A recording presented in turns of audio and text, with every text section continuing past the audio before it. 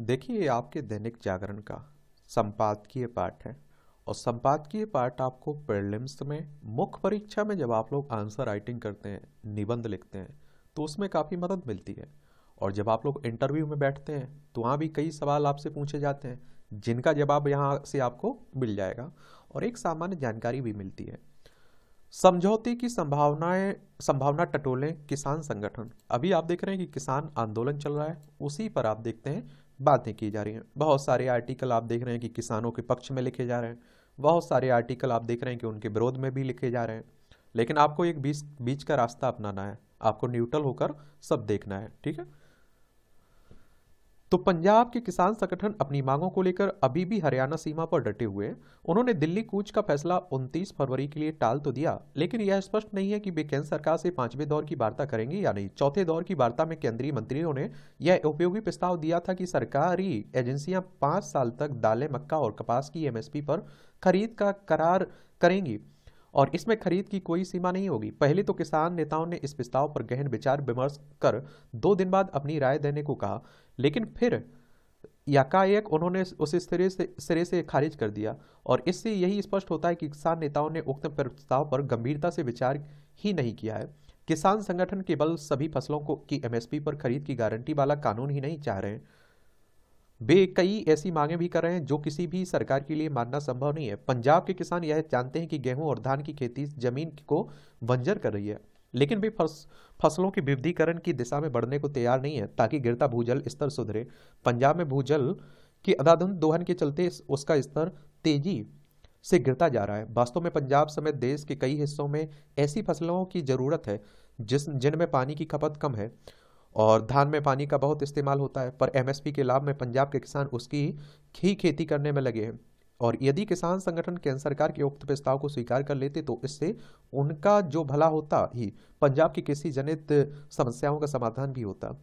और यह ठीक है कि किसानों की आय दोगुनी करने का लक्ष्य पूरा नहीं हो सका, जैसा कि मोदी सरकार ने वादा किया था, लेकिन बीते 10 वर्षों में केंद्र सरकार ने किसानों की समस्याएं हल करने के लिए फसलों का न्यूनतम समर्थन मूल्य बढ़ाने, किसान सम्मान निधि देने, बीज, खाद एवं आदि आसानी से उपलब्ध कराने जैसे कदम उठाए हैं। इनसे किसान लाभान्वित भी हुए। बीते दिनों अहमदाबाद में प्रधानमंत्री ने किसानों के कल्याण के लिए चलाई जा रही अपनी सरकार की कई योजनाएं गिनाते हुए कहा कि उनका लक्ष्य किसानों की आय और अधिक बढ़ाना है। गत दिवस उन्होंने सहकारी क्षेत्र में दुनिया की सबसे बड़ी अनाज भंडारण योजना का उद्घाटन भी किया।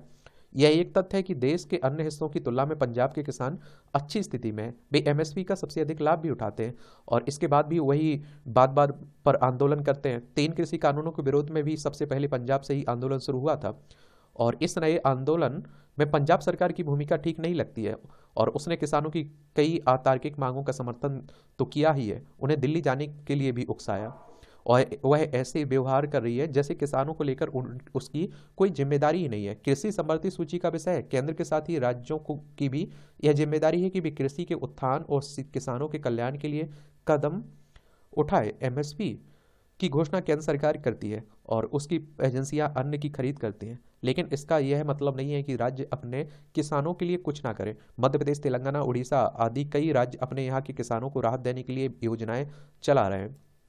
पंजाब सरकार ऐसा क्यों नहीं कर सकती है? भगवंत मान सरकार को यह आभास होना चाहिए कि किसान आंदोलन के कारण पंजाब को भी नुकसान हो रहा है। उसे किसान संगठनों को इसके लिए समझाना चाहिए कि भी अतार्किक मांगे सामने रखकर केंद्र सरकार के साथ किसी समझौते की संभावना खत्म करें। किसान संगठनों को यह समझना होगा कि उनकी समस्याओं का हल आवागमन बाधित करने और लोगों को तंग करने वाले आंदोलन से नहीं होने वाला है। यदि उनकी समस्याओं का हल निकलेगा तो बातचीत के जरिए, और यदि यदि लक्ष्य समस्या का समाधान हो तो ऐसे निष्कर्ष पर पहुंचा जा सकता है जो किसानों के साथ देश की अर्थव्यवस्था के भी हित में हो। यदि दिल्ली के साथ पंजाब में सत्तारूढ़ आम आदमी पार्टी यह समझ रही है कि वह किसान आंदोलन को हवा देकर राजनीतिक लाभ अर्जित कर सकती है तो ऐसा नहीं होने वाला है।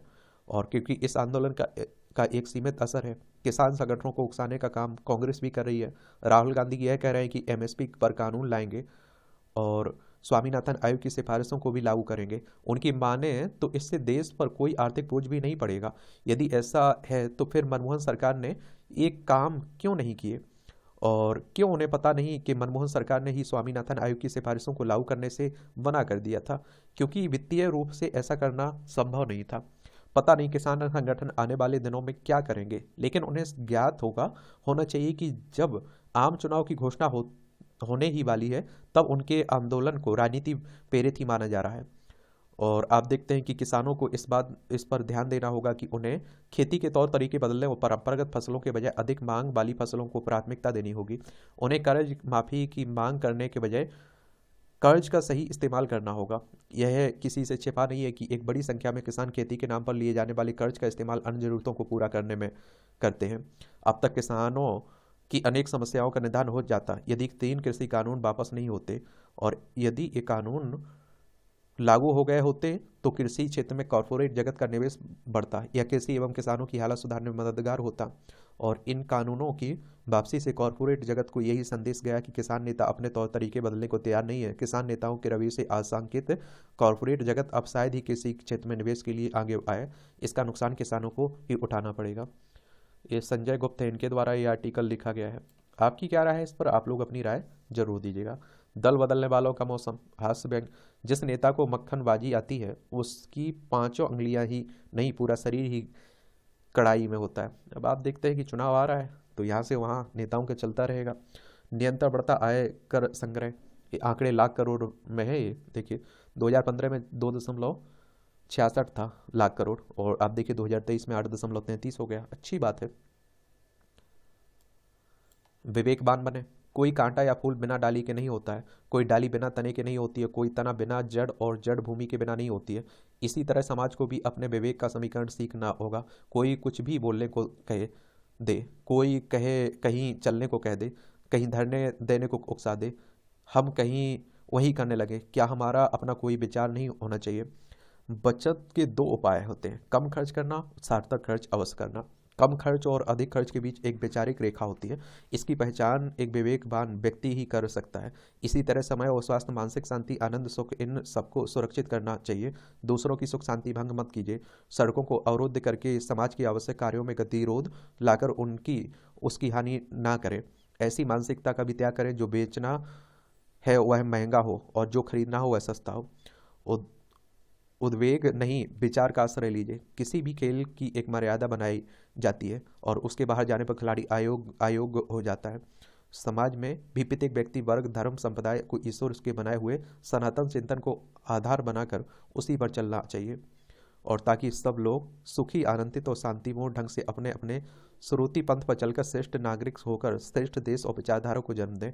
बहुत भूख लगना या बिल्कुल भूख न लगना दोनों रोग हैं। हम स्वस्थ उसको कहते हैं जिसको जीने और कार्य करने के लिए जितनी भूख जिस समय लगनी चाहिए उतनी लगे, वह उतना ही भोजन करे जो शरीर के लिए अपेक्षित है।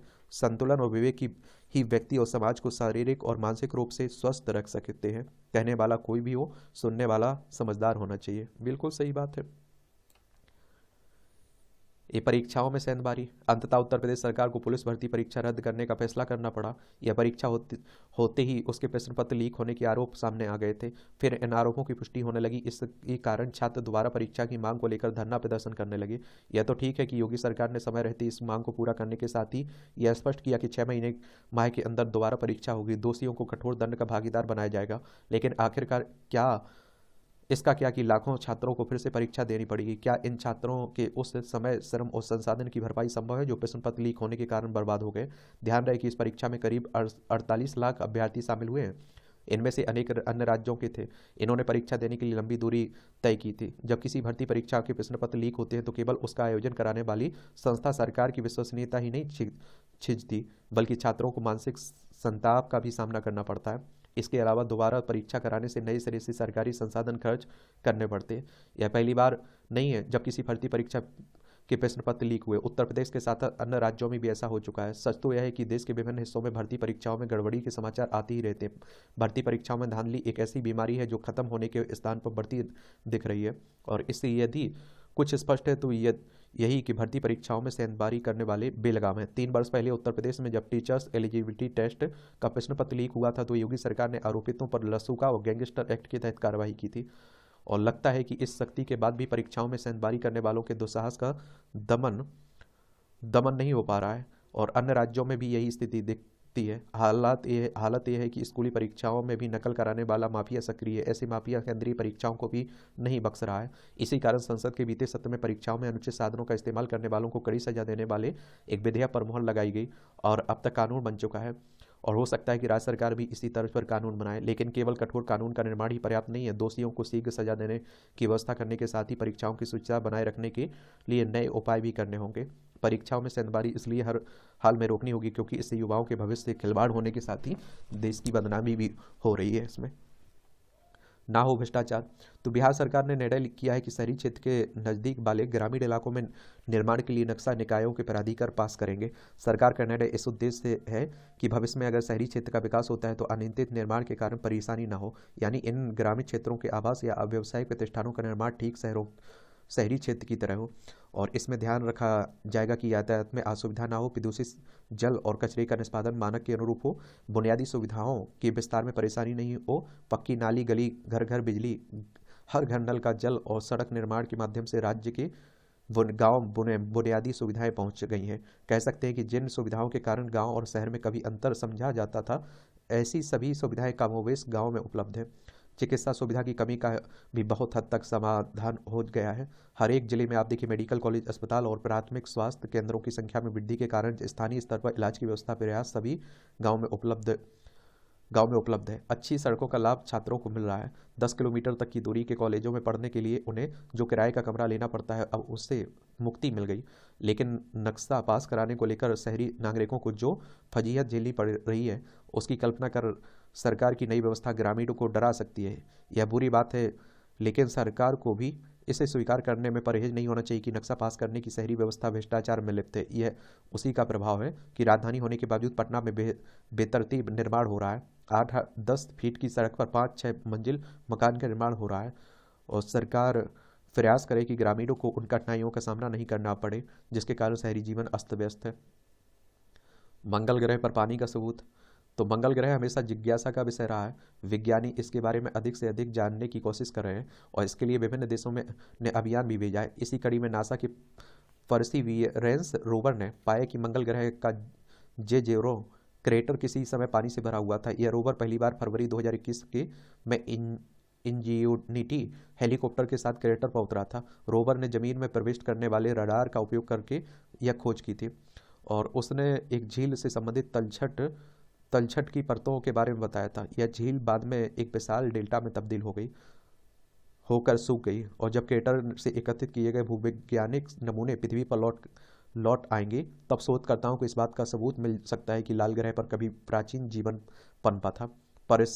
परसिवियरेंस रोवर पुरानी क्यूरोसिटी रोवर के साथ मंगल ग्रह की सतह पर प्राचीन जीवन के संकेतों की खोज कर रहा है और पृथ्वी पर वापसी के लिए चट्टानों के दर्जनों नमूने एकत्रित कर रहा है। 3 वर्ष तक रोवर के साथ इंजीनिटी हेलीकॉप्टर भी था और जिसने 18 जनवरी को मंगल ग्रह की सतह पर अपनी 72वीं और अंतिम उड़ान भरी थी। कार के आकार का यह परसिवियरेंस रोवर 7 वैज्ञानिक उपकरणों से लैस है और जिनमें से आप देखते हैं कि एक मंगल ग्रह की सतह के नीचे प्रयोग के लिए रडार इमेजर रोवर ने इसे रडार की मदद से मंगल पर पानी के बारे में बताया। विज्ञानी डेविड पेज के अनुसार मंगल ग्रह के वातावरण में बड़े पैमाने पर हुए परिवर्तन के संकेत दिख रहे हैं। चूंकि पृथ्वी पर जीवन पानी पर अत्यधिक निर्भर है, मंगल ग्रह पर पानी का सबूत इस बात का एक महत्वपूर्ण सुराग हो सकता है कि ग्रह पर कभी जीवन था या आज भी वहाँ जीवन हो सकता है।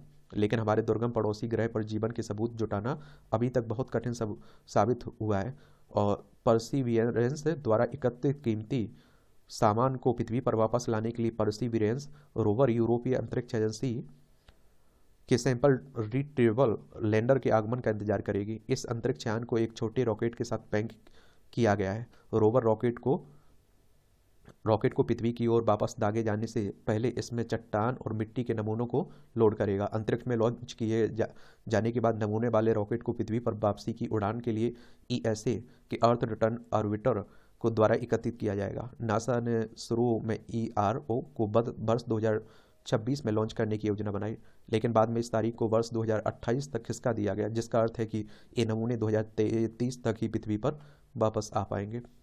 देखिए, नासा की बात करें तो अमेरिकी अंतरिक्ष एजेंसी है नासा। हमारी अंतरिक्ष एजेंसी क्या है उसके बारे में आप लोगों को बताना है। कब स्थापना हुई थी ये भी आप बताइए। और नासा की स्थापना आप देखते हैं कि 29 जुलाई 1958 में हुई थी। वॉशिंगटन डीसी यूएसए में इसका हेडक्वार्टर आपको देखने को मिल जाएगा। यहाँ भी टिप्पणियाँ रहती हैं, देख सकते हैं आप लोग, और इसकी पीडीएफ टेलीग्राम पर डाल दूंगा, तो वहाँ से जाकर आप लोग डाउनलोड कर लीजिएगा। एजुकेशन सर्कल के नाम से है ना जो अपना टेलीग्राम, उसी पर। अब आप देखिए, ये महाआख्यान से बनता सत्ता विमर्श। देश में राष्ट्रवाद की भावना को जन जन तक पहुंचाने में प्रधानमंत्री नरेंद्र मोदी का अतुलनीय योगदान कहा जा सकता है। भारतीय जनता पार्टी की हालिया आयोजित राष्ट्रीय अधिवेशन में इस तथ्य को विस्तार से रेखांकित भी किया गया। वस्तुतः पीएम मोदी अपने भाषणों व क्रियाकलापों के माध्यम से जो आख्यान रखते हैं, उसमें इस सब की झलक स्पष्ट दिखाई देती। स्वाधीनता की अमृत महोत्सव के समय जो पंच प्रण की घोषणा उन्होंने की थी, वह इसकी आख्यान का एक भाग प्रतीत होता है। और आप सभी जानते हैं कि अब चुनाव है, देखिए लोकसभा का, तो उसी की सब तैयारी चल रही है। बीजेपी की स्थापना 1980 में हुई थी। अटल बिहारी वाजपेयी इसके पहले राष्ट्रीय अध्यक्ष थे। वरिष्ठ बैंकर का कोट खरी खरी तंज कसा जा रहा है, देख सकते हैं। संघर्ष, सफलता की संघर्ष की कथा, ये किताबें पढ़ना हो तो पढ़ सकते हैं। बाल विवाह मुक्त भारत का सपना देखना हो तो देख सकते हैं आप लोग। व्यक्तिगत व राजनीतिक जीवन के अंतर संबंधों की कथा। तो इस तरह से आप देखेंगे कि आज के जो संपादकीय पाठ था उसकी कहानी खत्म होती है। आप लोग पढ़ते रहिए, एंजॉय करते रहिए। आपका कोई सवाल हो मेरे लिए, सुझाव हो, तो आप लोग ज़रूर बताइए।